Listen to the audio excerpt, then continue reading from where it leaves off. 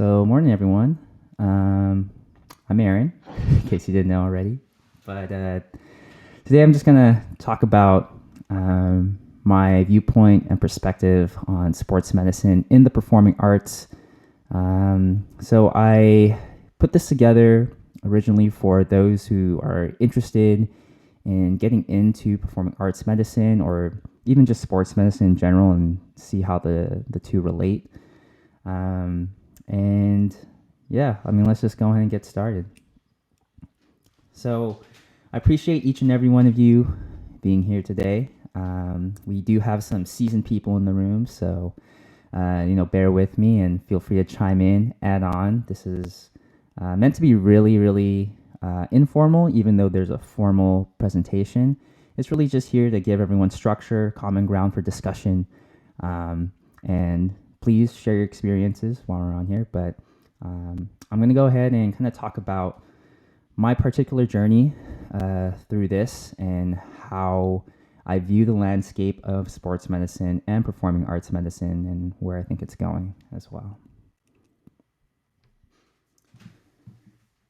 So these are kind of the webinar topics that we'll go through. I'll talk about my personal story, go through some of my educational background and work experience and how that kind of is all interconnected together into where I am today. Provide some basic overview of sports medicine and performing arts medicine, and then also leave some time just for us to talk, discuss, do some Q&A, and wrap things up. But yeah. So the first section is kind of my own personal journey through this. That is me sleeping outside of a lobby of a theater. So this photo was taken, I think, 2012. We had just finished tech rehearsal, and most dance competitions or like urban hip hop dance teams do something called Hell Week, where every day leading up to a competition, you basically go into rehearsal maybe around 6-7 o'clock, and you just finish whenever you finish, and that could be sunrise, that could pretty much go up until the next day, and you do that every single day leading up into the day of the competition. And so you can see there's like a bag of Pringles there, and the conditions aren't ideal. Your day is kind of wonky. So this is just all kind of like a brewing storm of things that, what we know as injury risk, right? Lack of sleep, fatigue, poor nutrition.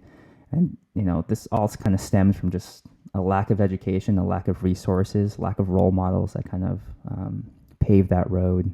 So I like this saying that injury forces reflection.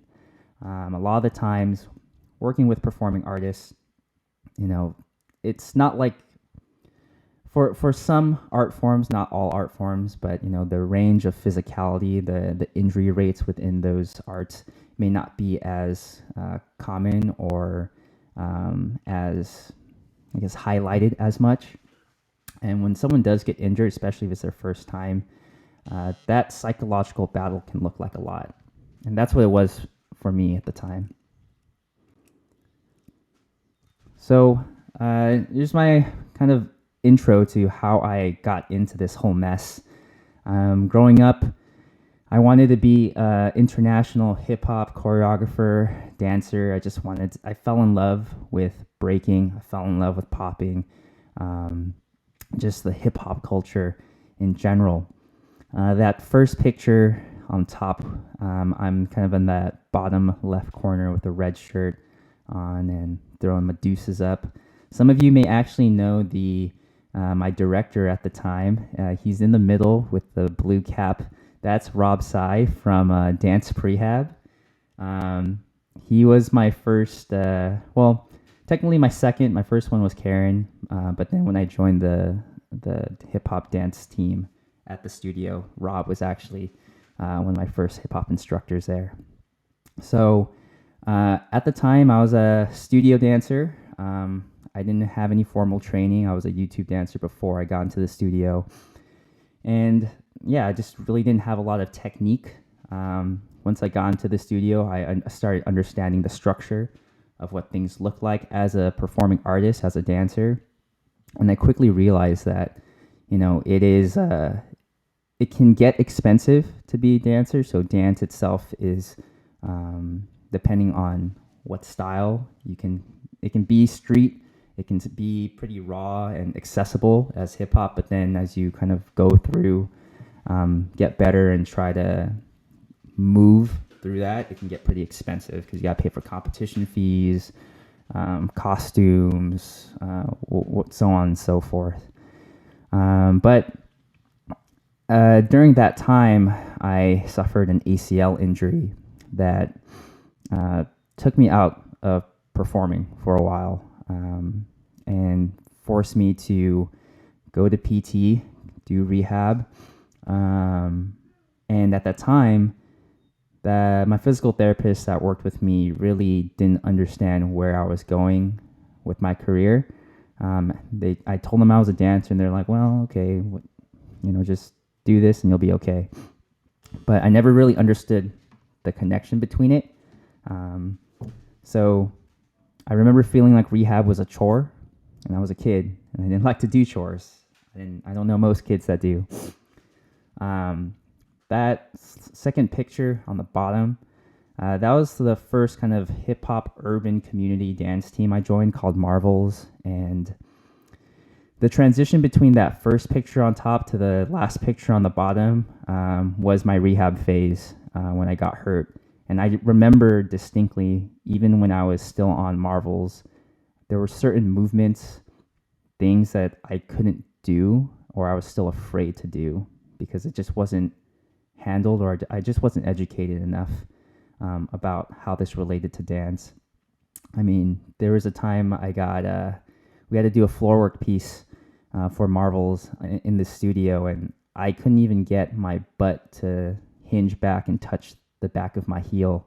And I was like, this is gonna be rough.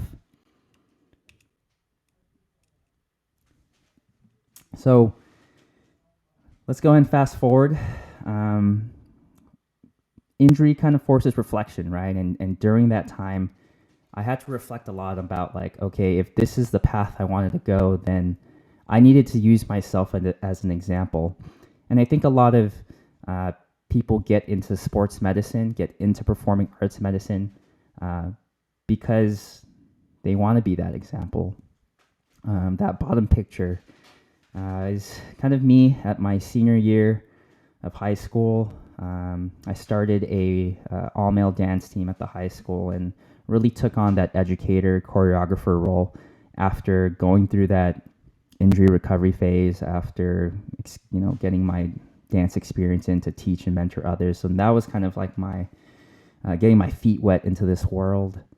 I quickly realized as I moved into collegiate dancing, into college, starting to work professionally, that nobody was really talking about leadership. No one was really talking about good coaching techniques, healthcare in this field, and performance training just for artists in general, at least in my generation. So, I mean, it could be that it just wasn't a thing at the time, or that my community, we just really didn't notice it or really pay too much attention about it. So I took that ownership and then took that responsibility, and I tried to become that person that I wish I had.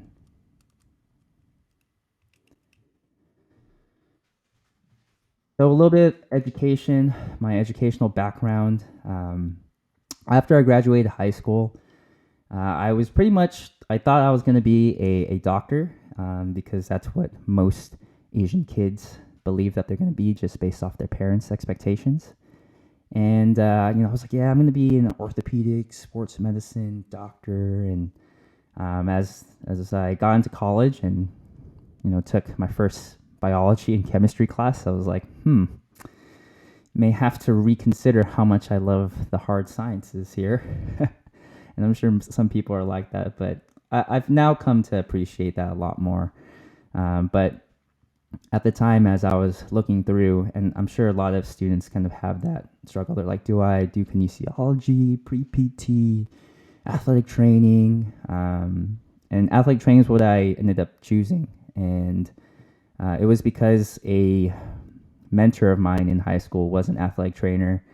And he was just like, if you want to do stuff with dancers and you don't want to spend your 20s always in school, then go become an athletic trainer. And I thought that was a pretty good trade-off. It allowed me to still have some flexibility to dance, go to rehearsal, be with my people, be with my community, have fun, but also like take my career seriously. So that bottom picture was me graduating from Chapman University in Orange, California. And shout out to Scott, who's also a grad of mine from there as well. And from there, I got a lot of I got introduced into the world of sports medicine and what that looked like, right? Athletic trainers play one role in that ecosystem. There's also team doctors, chiropractors, PTs, massage therapists, like all sorts of professions kind of working together to try and create the best performance environment for the athlete. As I went through my training and also was still dancing competitively at the time, I realized that my skill set, although it was very valuable and not many dancers at the time had that dual knowledge and role, I felt like I still needed more. There were still issues and things that dancers would come ask me about that I was like, I'm not too sure how to approach that. So I think, one thing to note is that because performing arts encompasses a large variety of populations, you need to continue to learn always. So that led me to traveling all the way to the lovely state of Ohio. And I ended up at Ohio University at the Shape Clinic with Dr. Jeffrey Russell. That's my coworker, Allie, in the top picture above. She made me a parting gift after our graduation. The state of Ohio, our memories in the state, and an arrow that points all the way to California.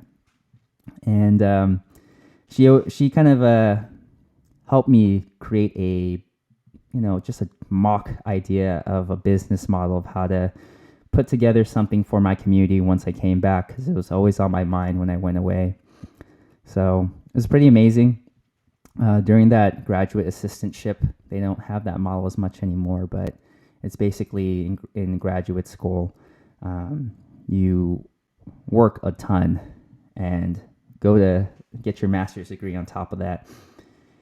And being an athletic trainer, if you don't know, you're kind of in the front row of all the action. You're there behind the scenes, taking care of your team as well. So you become that primary medical care provider for that person. So never would I have imagined that I'd be in the front row of all the action, responding to emergencies, responding to mental crises that happen, responding to just athletes with normal aches, soreness, and pains, but all the way up to just those injuries that you wish you could really help them with, but sometimes, again, injury forces reflection. It's going to take time, and you kind of have to guide that person through that process. So Dr. Russell said medicine or healthcare is truly an inconvenient field. It's not going to be on your time on a normal work hour schedule. Sometimes shit happens and you need to respond. And I truly believe that people bring the humanity into healthcare. Healthcare itself, yes, you can deliver a medical service, but people want to interact with people. And if you're going to get into this field, you shouldn't treat it like a job. Treat it like it's a calling, like you are being called to serve, and serve you will. Oh, here we go. So, work experience. Who is this guy talking for the past 20 minutes already? I'm currently the CEO of Offset Med. Offset Med is kind of my brainchild in conjunction with TJ, Scott, and Dylan. Together, we bring together a community resource for this kind of sports medicine-based education for our hip-hop athletes and urban dancers. Currently also faculty and staff athletic trainer at AMDA College. We also have another location out in New York where Monica and Marissa are.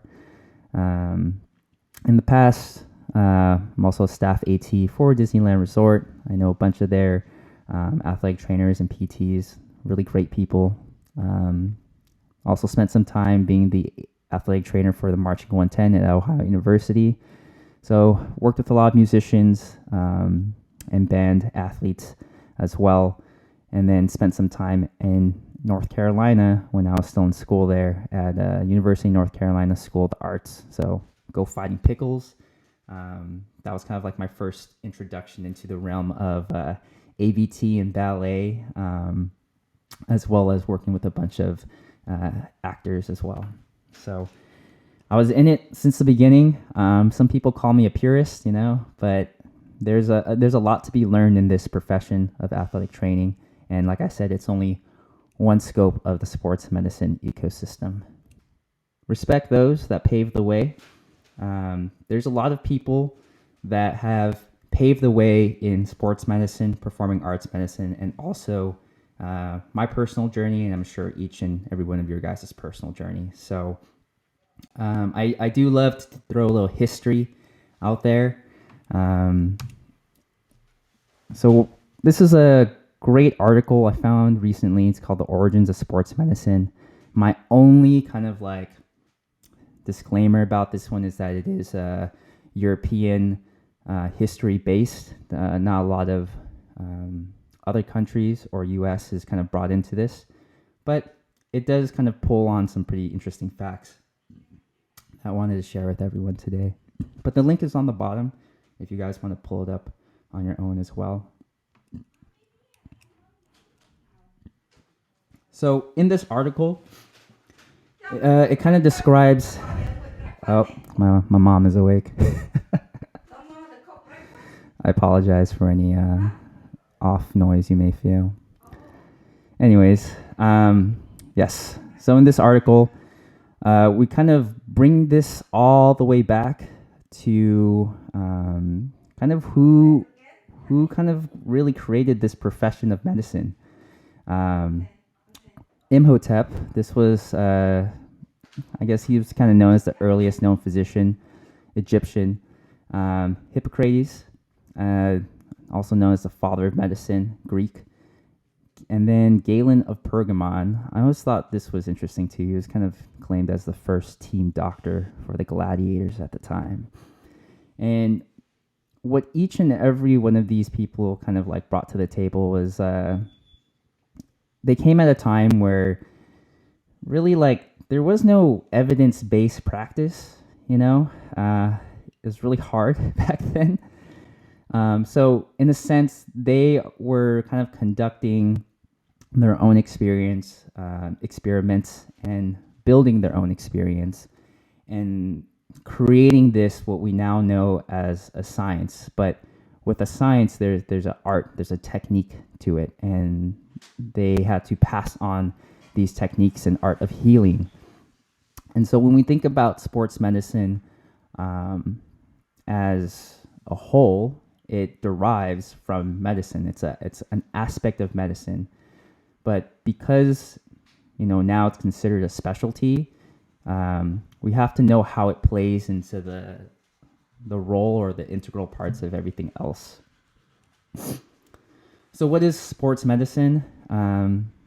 They define it as just being really difficult to define because it involves such a wide scope of healthcare, and this is healthcare for professional athletes and even for recreationally active individuals. However, the services are pretty similar. It's diagnostic, so being able to screen and determine injuries and illness. Curative, right? So the service should be able to help alleviate or cure something. Rehabilitative and preventive medical services. And this is where it kind of hits home, is that in medicine in general, they already aim to try and do this. In sports medicine, though, we take the context of sports and apply it to medicine. So you are practicing clinically, but your experiences, your understanding of sport movement will influence all these services and how you deliver them. And how that's delivered, man, there's so many different ways and lots of different career choices. So getting into sports medicine, it's pretty similar to how you would get into performing arts medicine. I think each needs each other, meaning that an exercise physiologist, like yes, they can do exercise physiology for basketball, but they could also do one for dance as well. I like this chart because it incorporates a lot of different professions. The only thing that I'm probably going to nitpick about is how they divide the line between performance enhancement and injury care and management. I see that as kind of like going hand in hand with each other. You can't really enhance performance if you're injured in the first place. So injury care and management does have a role in performance enhancement. It's just, are you able to see the bigger picture? Are you able to see beyond the scope and how your role impacts the roles of other professions, the athlete, and other people, right? So there's many different avenues to get into this field. As you can see, athletic training is just one of many. And really, I truly advocate for this a lot, is that if you're in this field, because it's multidisciplinary, you need to go shadow, you need to go learn, you need to do your research of what other people are also doing in this field. What are they learning about? How do they take what they apply and also create this performance enhancement or mitigate injury? Because the more you understand about the broader picture, it also can solidify your role in that picture and how this like whole total functioning machine can operate optimally.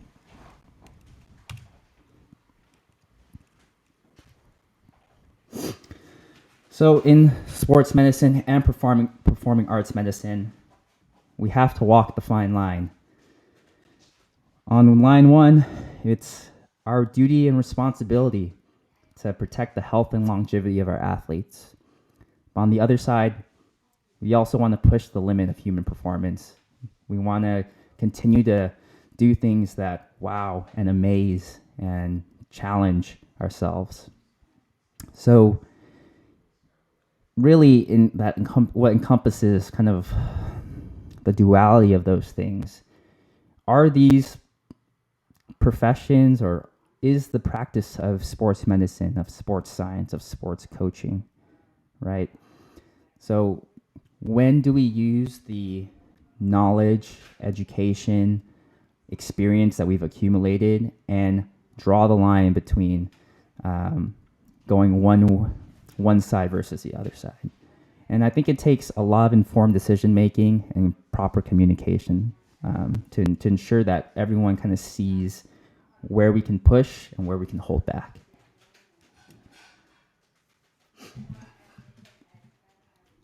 So I really like this model. It's very simple. I took this from ALTIS Education.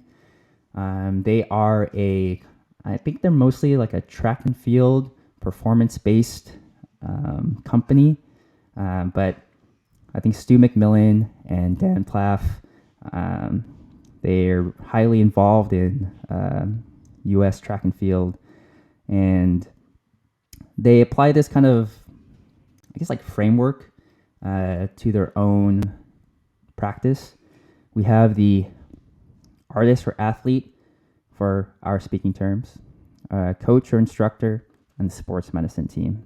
And if everyone communicates and has a mutual understanding and respect for each other, then we can really build what they call the performance trinity, meaning that we can all walk the fine line together and make the right decisions at the right time for for the right person in the right context, right? And not one person can do all that alone. We need each other.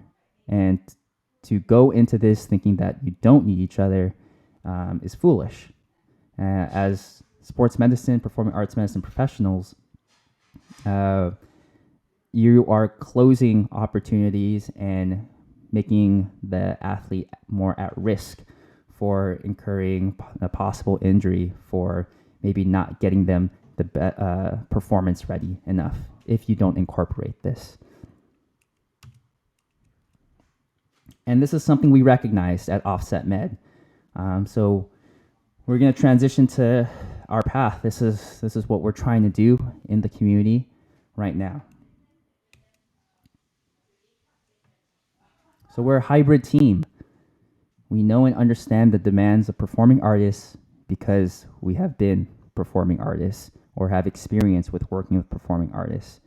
And that's just part of being a good sports medicine professional. You need to walk the walk. You need to be able to understand and feel what your patient, your athlete, your client is going through.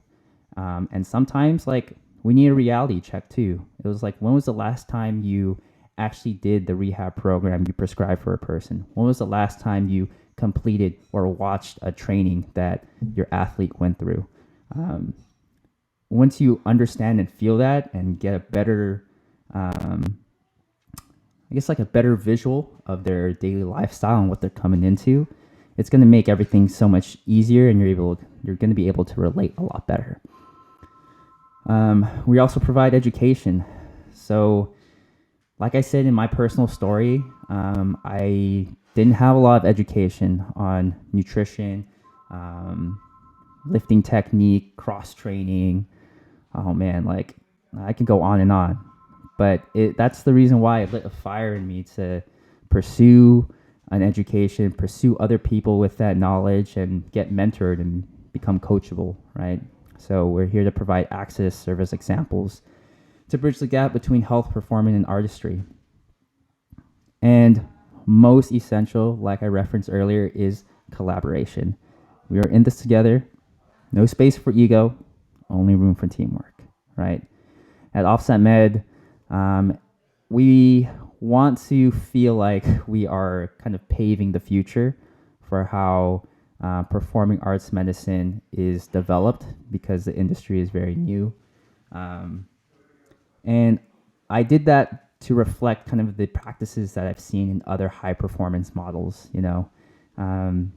For example, like speaking to Scott, who's working at the U.S. Olympic Training Center, you get so many multidisciplinary professionals together to build resources to support the athlete. And artists need that support. Too many people are working in silos. Too many people are focused on building themselves individually. And while, yes, that's amazing, and yes, that's great, I really think there should be a push for how do we take what you're doing, what I'm doing, what he's doing, what she's doing, what everyone's doing, and build something together, or move towards a common goal, because we're all trying to do the same thing at the end of the day. So again, this is kind of how we serve, or how we're trying to get out into our communities and make that impact. As sports medicine, as performing arts medicine professionals, is to teach and educate. If you have an education, you know, and that responsibility, that education, make an impact with it. Create some workshops, do webinars like these. We're actually working on a couple courses coming up as well. And then provide access and care. So we also do event medical coverage and community outreach to local events.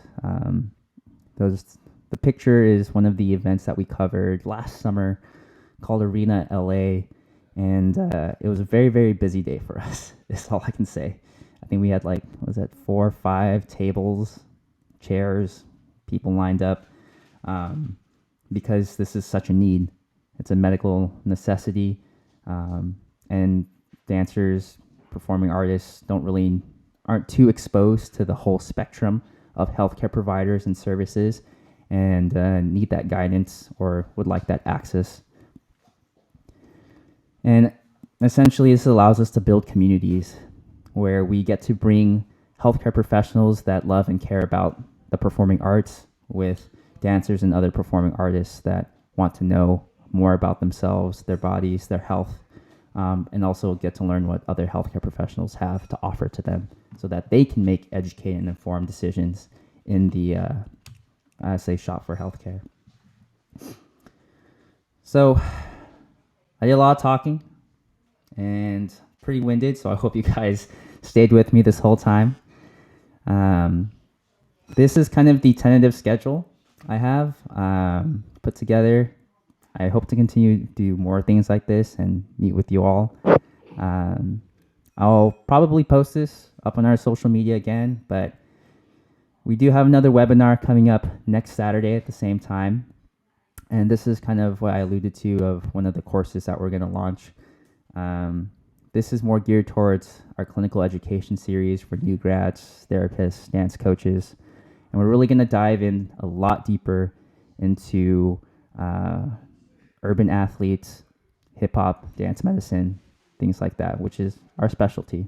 But as you can tell from this talk and lecture, just because whether you identify yourself as a performing arts medicine specialist or just a sports medicine practitioner, it's all same. It's just who you're able to identify with, who you're able to relate with, build that relationship where you know that context and can make the most impact. So I really encourage you all to leverage that skill, leverage your experience, leverage your personal history, and continue to make an impact on the people that matter to you. So thank you all for listening. Wow, I did pretty good. 40 minutes, and we had time for questions. Look at that.